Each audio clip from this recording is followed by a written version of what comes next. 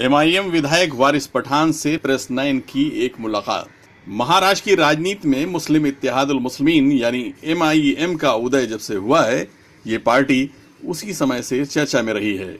इसके पीछे दरअसल उसके नेताओं अकबरुद्दीन ओवैसी और असदुद्दीन ओवैसी के विवादास्पद बयान हैं, जो हिंदुत्ववादी पार्टियों के गले नहीं उतरते।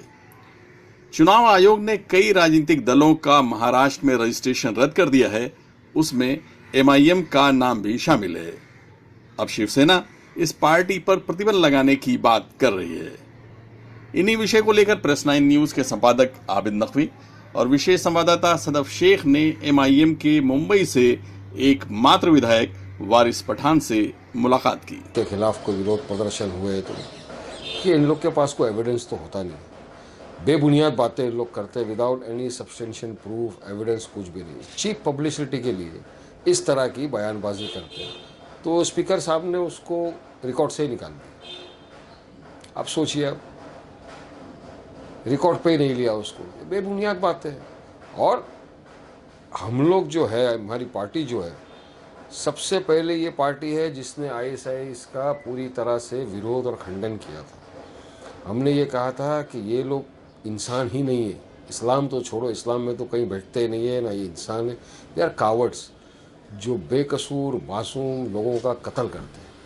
और यहाँ तक कि हमारे पार्टी प्रेसिडेंट ने बीच में हैदराबाद में एक रैली में कहा था, पब्लिक मीटिंग में, कि ये जहन्नुम के कुत्ते हैं, उनको काट के फेंक देना चाहिए।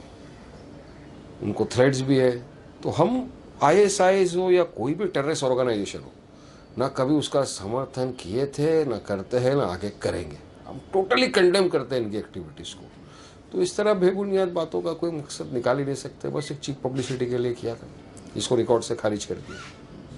अच्छा, अभी इलेक्शन कमीशन ने आपके यहाँ पे महाराष्ट्र में इलेक्शन को लेके कि नेक्स्ट इलेक्शन जो नहीं लड़ सकते, रजिस्ट्रेशन निकाल दिया, हटा दिया है कई पार्टीज को, उसमें आपकी भी। तो क्या कैसे किस तरह से नेक्स्ट इलेक्शन में उम्मीद की जाए, लोग उतरने वाले हैं, क्या करेंगे उसमें? 191 लोगों का रजिस्ट्रेशन रद्द करने की बात आई थी। 190 लोगों के बारे में किसी ने बात नहीं की। बात की तो सिर्फ और सिर्फ एमआईएम के बारे में। इससे लोगों में एक दहशत, पता है उनको कि मजलिस उतरेगी इलेक्शन में तो बहुत अच्छा काम करे। हाँ, कुछ लैप्सिस हुए थे टेक्निकल, हम लोग की ओर से नोटिस मिला था हमको, तो उसका बस रिप्लाई दे दिया और उम्मीद है कि इंशाल्लाह हो जाएगा। कोई घबराने वाली बात नहीं है। तो डेमोक्रेटिक कंट्री है, एक इंडिपेंडेंट इंसान को इलेक्शन लड़ने का हक है। तो हमारी तो रजिस्टर्ड पार्टी है और हमको पूरा यकीन है कि इलेक्शन कमिश्नर साहब हमारी दरख्वास्त को मानेंगे और हमको रजिस्टर करके फिर इलेक्शन लड़ने की अनुमति दी जाएगी। तो क्या उम्मीद की जाएगी? यहाँ की सारी सीटों पर लड़ने जा रहे हैं मुंबई? अभी तक ये तो पार्टी फैसला करेगी, कितनी सीटों पर लड़ना, कहाँ से लड़ना, पार्टी फैसला करेगी। अभी तो डिलिमिटेशन का लिस्ट नहीं आया है, वार्ड्स डिक्लेयर नहीं हुए। ये सब होने के बाद में पार्टी डिसीजन लेगी कहाँ से लड़ना और कितनी सीटों पर लड़ेंगे। कौन सा, अगर लड़ रहे चुनाव में उतरे तो क्या खास जो इश्यूज क्या रहेंगे, क्या मुद्दे आपके, अगर पार्टी के, क्या एमआईएम के जो है, क्या मुद्दे यहाँ पर रहेंगे? हम लोग के इश्यूज तो पहले से ही सिंपल है साहब, कि हम लोग डेवलपमेंट, विकास की बात करते हैं। Muslims, Dalits, other backward classes, जिसका अभी तक इतने वर्षों में विकास नहीं हुआ, तो ऐसे लोगों का जो विकास, हम लोग उनके विकास की बात करते हैं। ये हमारा डेवलपमेंट का मेन मुद्दा है। लेकिन आरोप तो जो बाकी बड़ी पार्टीज है उनका ये कहना कि नहीं साहब, ये लोग तो बड़े फंडामेंटलिस्ट हैं, वो लोग तो कुछ भी बोलते हैं।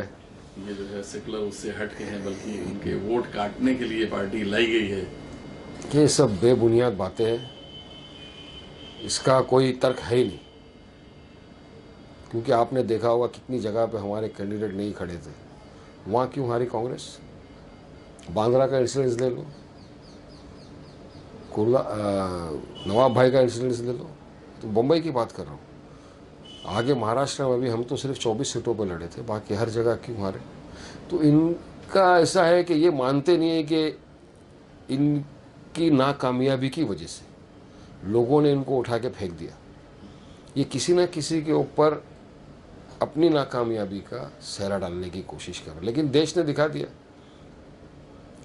बिहार में हम तो चुनिंदा जगहों पे लड़े मगर का सफाया हो गया, हम कहाँ लड़े, काफ़ी जगह है। तो ये सब और पब्लिक स्मार्ट है, लोग समझदार हो गए, अभी उनको सबको पता है कि क्या हो रहा है देश में, क्या चल रहा है। अभी एक गुजरात के साथ थे जो पार्टी बीजेपी छोड़ के वहाँ एक एमएलए छोड़ के आप में शामिल हुए और उसके बाद उन्होंने प्रेस रिलीज जारी की, उसमें कहा कि हमारे पास सबूत है कि अमित शाह और असदुद्दीन वो इसी साहब की मीटिंग हुई और उस मीटिंग के अंदर जो है यही हुआ कि मतलब आप यहाँ से लड़िए और वहाँ से लड़िए, ये स्टडी वहाँ बनाई गई। वो जो लेटर उन्होंने लिखा है सरासर बेबुनियाद है, उसमें कोई सच्चाई नहीं है, कोई एविडेंस ही नहीं है उनके पास। और उसके अगेंस्ट में पार्टी ने उनके खिलाफ नोटिस भी भेजा है, डेफमेशन केस भी फाइल किया और 50 करोड़ का डेफमेशन केस फाइल किया उनके अगेंस्ट।